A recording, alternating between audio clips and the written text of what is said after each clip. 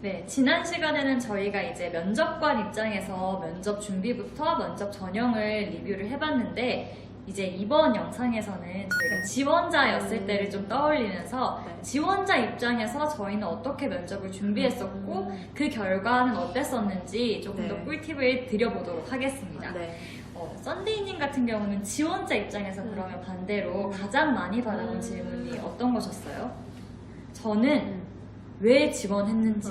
그쵸. 사실 근데 이 질문 같은 경우는 모두가 예상 가능한 질문이잖아요. 지원 그쵸. 동기. 그래서 그쵸. 어렵지는 않았지만 항상 물어보는 질문이어서 이력서 쓸 때든 면접 볼 때든 가장 열심히 그리고 촘촘하게 더 이상 여기에 공격이 들어와도 내가 방어를 할 수 있겠다 싶을 정도로 가능한 꼬리 질문까지를 다 떠올려서 저는 준비를 했던 것 같아요.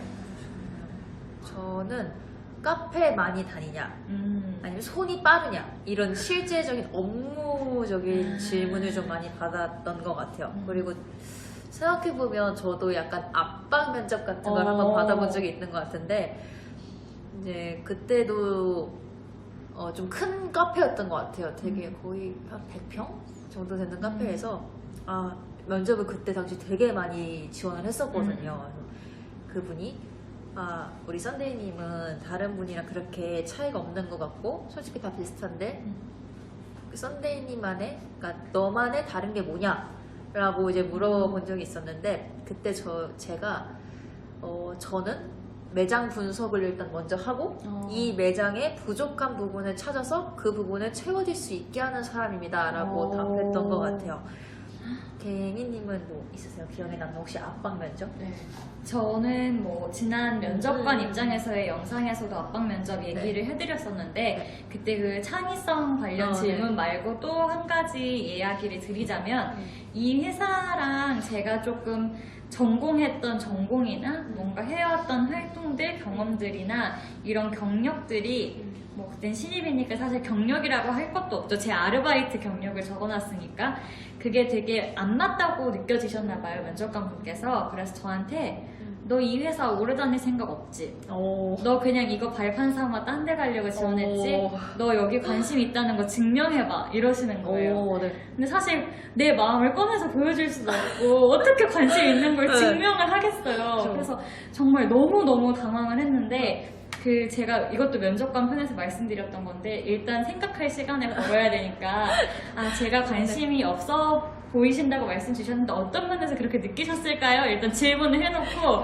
막 머리를 돌렸습니다. 그래서 이제 그분이 그런 너의 배경이나 이런 걸 얘기를 해주셔서 이제 답변을 열심히 드렸죠. 이제 그 안에서 최대한 제가 분석한 이 회사와의 연관성을 조금 찾아서 연결을 하려고 했고 그때 사용했던 게 이력서 편에 말씀드렸던 회사 홈페이지입니다. 그래서 회사 홈페이지에 되게 작게 올라갔던 뉴스와 그 뉴스에 대해서 이제 그 사람들이 고객 게시판, 시청자 게시판 이런 데에다가 쓴 글이 있었는데 그 글에 사실 그 담당자가 댓글을 다셨더라고요. 그래서 담당자가 이 글에 받겠구나 라는 생각이 들어서 그 뉴스랑 그 게시판 글을 이야기를 하면서 이런 걸 봤었는데 제 경험 중에 이런 경험에서 봤을 때 저의 신념과 굉장히 잘 맞는 회사인 것 같고 저는 그 부분이 되게 인상 깊었어요 라고 말씀을 드렸더니 되게 좋아하시면서 자기가 그 댓글 썼다고 이러면서 우리 회사에 관심 있구나 이렇게 웃으면서 흐뭇하게 넘겨주셨는데 지금 생각하면 그래서 면접 준비를 조금 탄탄하게 해놓으면 압박 질문이 들어와도 당연히 당황은 할 수 있지만 조금 유연하게 대처할 수 있지 않을까라고 생각을 했습니다. 정말 대단하십니다. 아닙니다. 그러면 썬데이님은 면접 중에 기억에 가장 남는 면접 어떤 게 있으세요? 저는 창업 지원 프로그램이 있었거든요. 그게 총 3차, 4차인가? 그때까지 면접이 있고 좀 정말 치열했던 것 같아요. 거기 선정이 되면 매장을 6개월 동안 운영을 해볼 수가 있고 나중에 제 매장을 창업할 때 그 수익금으로 창업할 수 있게 도와주는 프로그램이었는데 그때 제가 카페 점장일을 하고 있어서 사실 준비도 많이 못했고 비즈니스 플래너도 이렇게 준비된 게 없어서 당연히 떨어질 줄 알았어요. 근데 이제 항상 카페 창업에 대해서 생각은 하고 있었지만 이제 문서화된 서류가 없을 뿐이었거든요. 근데 이제 구두로는 확실히 말할 수 있는 정도였으니까. 그래서 부정적인 질문을 받아도 제 스타일대로 긍정적이게 좀 답변을 드렸었는데 그 부분을 좋게 봐주셔서 운 좋게 합격을 했던 것 같아요. 이 부분은 얘기가 좀 길어질 것 같아서 제가 나중에 따로 시간이 되면 말씀을 드리도록 하겠습니다. 혹시 갱이님은요? 저는 네. 면접관 분들의 리액션이 좋았던 면접이요. 그러니까 네. 정말 마음에 드는 지원자에게만 호의적인 리액션이 나오는 게 아니라 모든 네. 지원자들에 대해서 네. 굉장히 궁금해하시고 여러분들이 저희 회사에 관심을 갖고 이 자리에 와주심에 감사드려요 라는 티가 굉장히 나는 면접이었어요. 네. 근데 사실 그 회사를 결국 저는 가지는 않았거든요. 다른 회사를 선택하긴 했지만 그 회사에 대한 인식 자체가 굉장히 바뀌는 계기가 됐었고, 아, 리액션이 내가 느끼는 면접관의 리액션도 이렇게 중요한데 나한테도 중요하겠다라고 두 가지 방면에서 다 생각이 들었던 면접이에요. 그래서 내가 지원자일 때도 저분들도 내 리액션이 보이시겠지라는 생각에 사실 가장 많이 지원자로서 못하는 게 다른 지원자 이야기 경청인 것 같아요. 사실 그거 신경 쓸 시간이 어딨어요. 공통 질문 들어오면 아, 나는 뭐라 대답해야 되지 그쵸. 이러는데 저는 되게 열심히 들으려고 했고 거기에 리액션을 하려고도 했었고요. 반대로 제가 면접관이 됐을 때는 아, 이런 면접 모든 거 하나하나가 이 회사의 브랜딩의 일환이구나 라는 생각이 들어서 저처럼 저에게 면접을 보고 나가신 분들은 좀 이 회사에 대한 인식이 좋아지기를 바라는 마음에서 열심히 리액션을 해드리기도 하고 반대로 다른 사람의 이야기를 너무 안 들으시는 것 같은 지원자에게는 일종의 압박 면접이죠. 앞에 분 하신 말에 피드백 해주세요. 이렇게 얘기하는 경우도 종종 있었습니다. 그렇군요.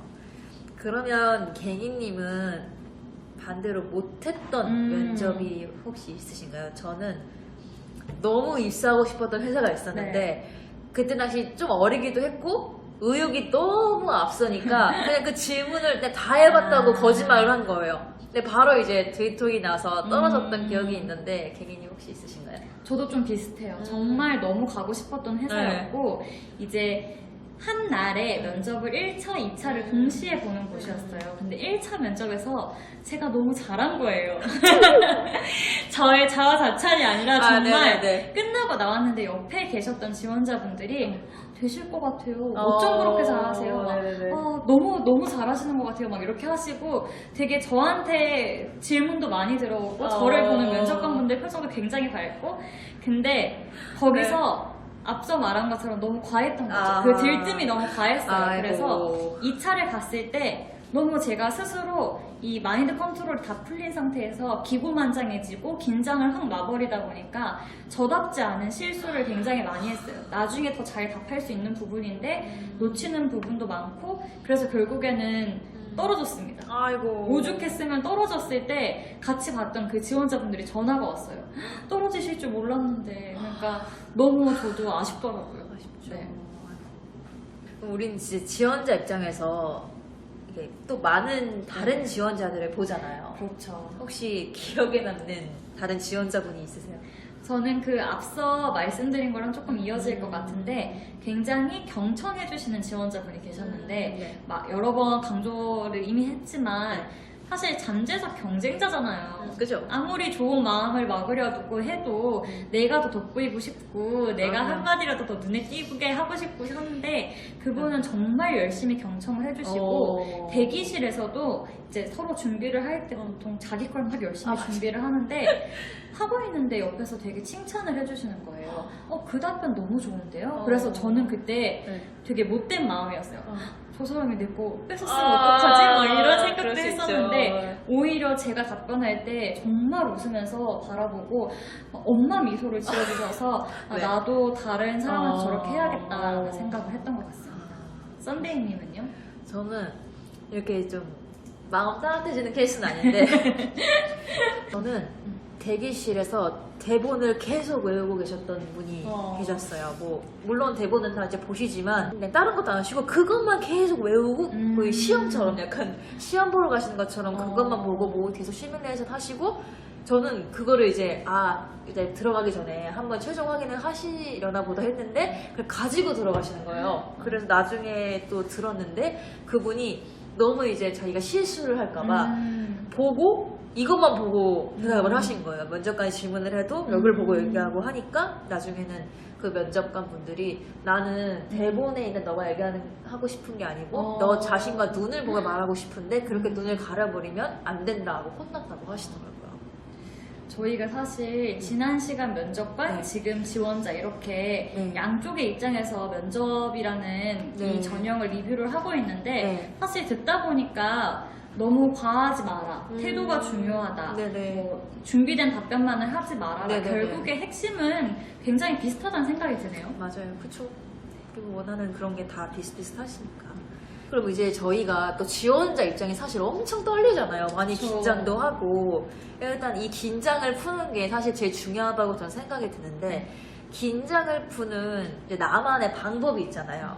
저는 호흡을 일단 되게 깊은 호흡을 많이 하고 몸을 이제 이렇게 여기를 그러니까 사람이 너무 긴장을 하면 여기가 붓는데요. 그래서 여기를 좀 풀어주면 몸이 릴렉스가 된다고 해서 들어가기 전에 이걸 엄청 많이 했던 것 같아요. 그래서 대기실에서요? 네, 대기실에서 이게 뭐 하는 거냐고. 그래서 이걸 하면 좀 긴장이 얘가 풀려서 많이 이제 호흡도 안정화 된다 이런 게 있는데 개인님은 혹시 있어요?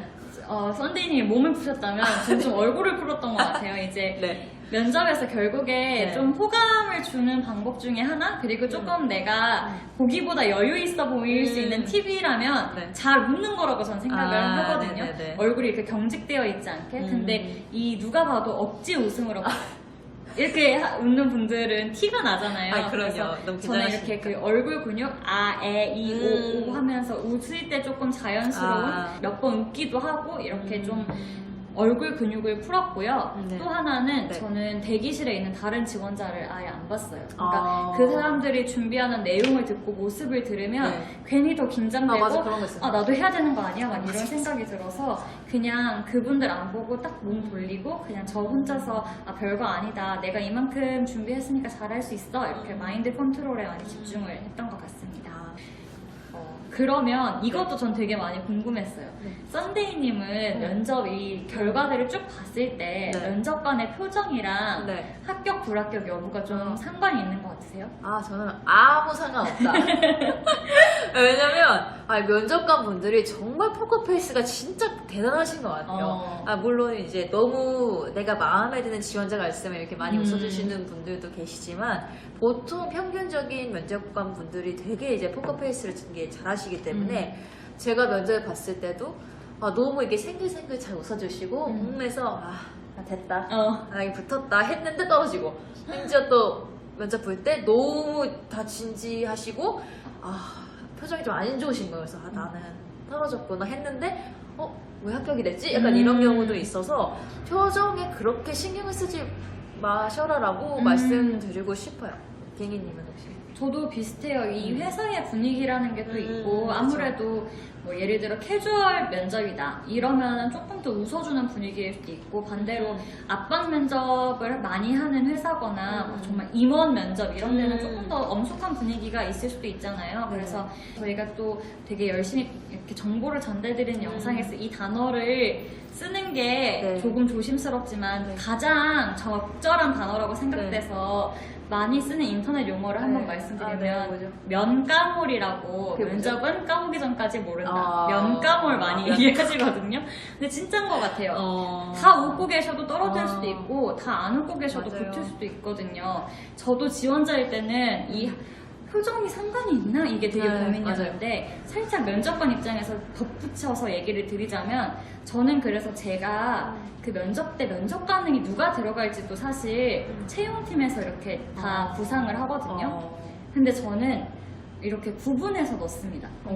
조금 엄한 면접관 분이 계시면 되게 리액션 좋으신 면접관을 같이 붙여서 넣기도 하고 혹은 너무 이 조는 지원자들 자체가 과열되어 있다 하면은 일부러 엄한 분들을 넣어요. 그거를 조금 다운시킬 수 있게 아하. 반대로 너무 텐션이 낮은 지원자들 사이에는 또 반대로 되게 밝으신 면접관에 넣기도 하고 사실 실제로도 다른 기업은 어떨지 모르지만 저희 기업 같은 경우는 면접관의 표정이 합격 여부와 전혀 관련이 없으니 썬데이님께서 말씀 주신 것처럼 너무 면접관분들 표정에 일희 안 하셔도 될 것 같습니다. 네, 진짜 맞는 것 같아요. 그럼 썬데이님은 네. 나만의 면접 꿀팁 이런 게 있으실까요? 저는 정말 자신감이었던 것 같아요. 나는 이 회사 아니면 물론 안 돼요. 정말 정말 이 회사가 돼야 되지만 뭐 이 회사 아니어도 돼. 라는 마인드를 가지려고 노력을 했고 나 질문을 더 듣고 자신 있게 대답하려고 했던 것 같아요. 사실 너무 간절하면 저도 사실 많은 면접에 떨어져 봤고 붙은 적도 있고 이렇게 경험이 쌓이면서 생각이 든 건 진짜 슬픈 이야기이기도 한데 너무 간절하면 오히려 떨어지는 것 같아요. 왜냐면 너무 간절하니까 더 어필하고 싶고 더 오버하게 되고 더 긴장하게 되고 하면 오히려 내가 준비한 만큼의 모습을 잘 못 보여주는데 오히려 이걸 조금 내려놓고 계속 마인드 컨트롤하면서 괜찮아 나 여기 말고 될 때 많아 괜찮아 나를 다독여주면 오히려 더 내가 준비한 것보다 많이 나오는 경우도 있고 많이 긴장도 안 하고 그런 경우가 있는 것 같아요. 그 대표적인 예가 제가 앞서 말씀드렸던 창업 지원 프로그램인데 제가 사실 엄청 긴장했고 저 이때 안 떨려고 너무 웃긴 건데 저 대기실에 시집을 봤어요. 시집이요? 네, 너무 긴장을 해서 나름 마인드 컨트롤한다고 다른 지원자분들 보면 진짜 너무 난 준비한 게 없고 너무 초라해지고 내 자존감만 낮아질까봐 아직도 기억나요. 니체 책을 봤던 그 기억이 나는데 그 정도로 너무 떨렸던 면접이거든요. 100마디 말보다 영상으로 한번 저의 모습을 보시면 얼마나 뻔뻔하고 자신감 있으려고 노력을 했는지가 잘 보이실 것 같아서 영상으로 한번 보여드리겠습니다. 보시죠.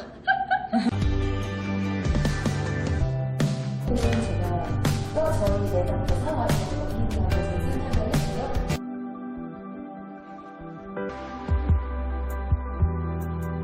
네, 참 민망하네요. 네, 근데 저런 제스처나 저런 행동들이 어떻게 남들이 봤을 때 뭐야 재수없어라고 할 수 있는데 그때 당시에 저의 최선이었고 저런 모습이 오히려 가산점을 주셨다고 하더라고요. 자신감 있는 모습, 당당한 모습이.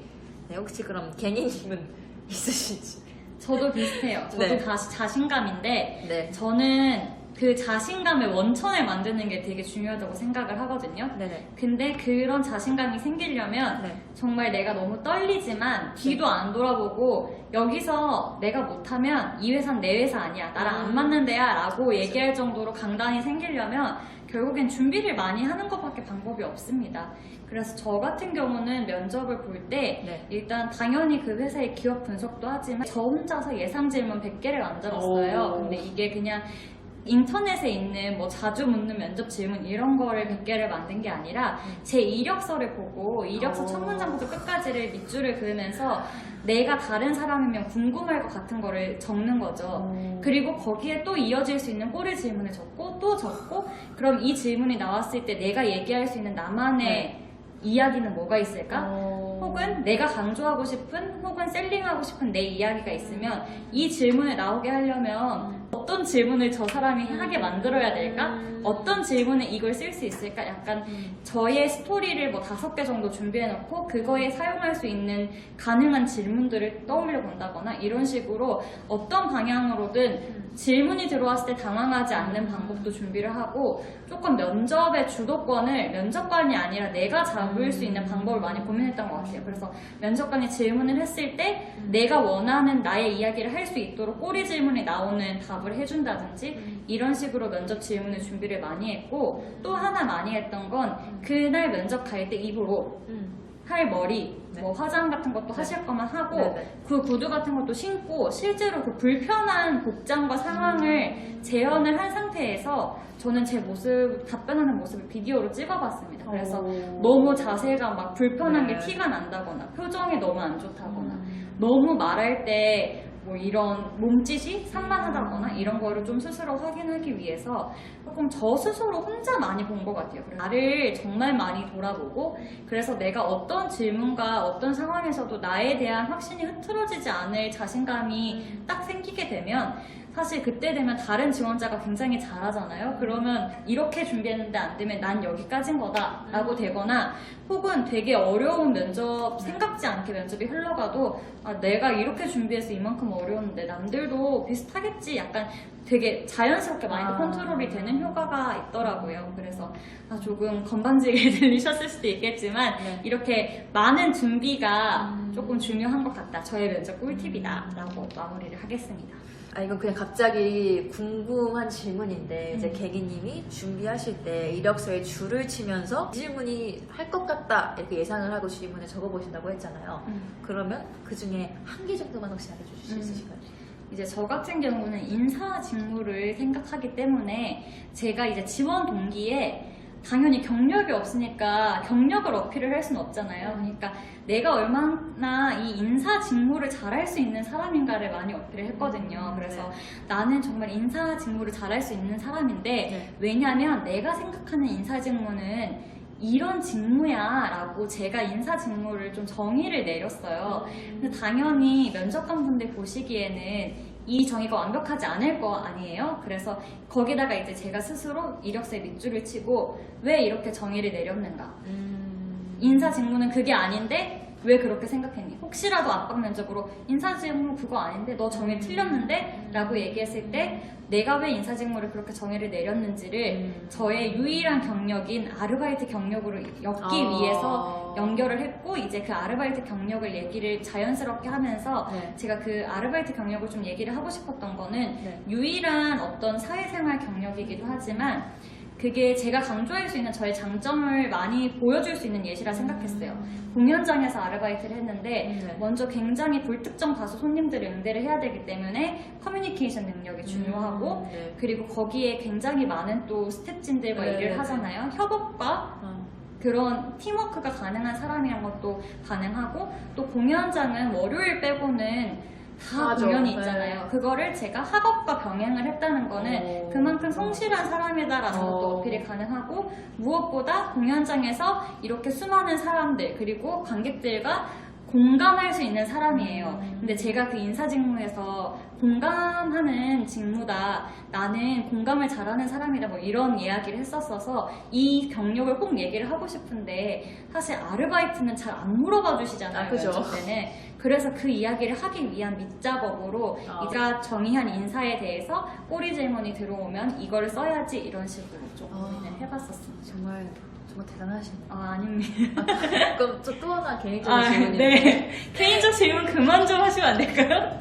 마지막 질문입니다. 그 이력서 예상 질문 한 100개 정도 쓰시잖아요. 그 중에 확률이 혹시 몇 퍼센트 되셨는지? 확률이 사실 높진 않았어요.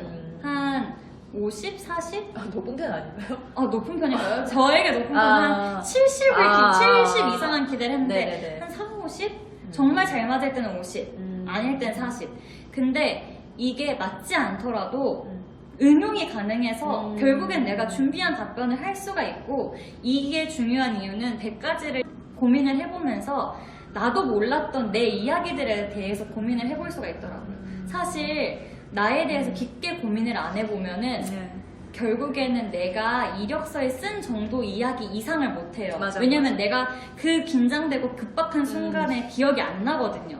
내 스스로에 대해서. 근데 이 100가지를 준비를 하다 보면 일단은 마인드 컨트롤이 됩니다. 심리적으로 내가 100개나 준비했는데 이런 식으로 조금 내가 긴장도 덜 되지만 들어왔을 때 내가 얘기할 수 있는 나에 대한 포인트가 이력서만 썼을 때 5가지라면 이 100가지를 공부하고 났을 내 스스로를 내가 공부했을 때 20가지로 늘어나는 거죠. 그러면 결국에 다른 지원자보다 훨씬 더 다양한 스펙트럼의 나를 보여줄 수 있고, 훨씬 더 자연스럽고 진정성 있는 모습을 보여줄 수 있기 때문에 그런 점에서 조금 면접에서 플러스가 되는 것 같습니다.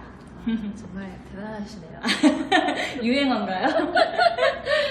네. 지금까지 저희가 이제 지원자 입장에서 얘기를 한번 해보았는데요. 도움이 정말 되셨으면 좋겠습니다. 다음은 어떤 영상이 준비되어 있을까요, 선생님? 다음 영상은 정말 조금 더 흥미를 가지고 보실 수 있을 것 같아요. 뭐죠? 바로 이런 사람이 회사의 빌런이다 입니다. 약간 뜨끔뜨끔하게 되는 거죠? 보시면서 혹시 내가 해당하지 않는지. 알겠습니다. 그럼 저희는 다음 영상에서 뵙도록 하고요. 당신의 커리어가 생기는 그날까지 여러분을 응원합니다. 감사합니다.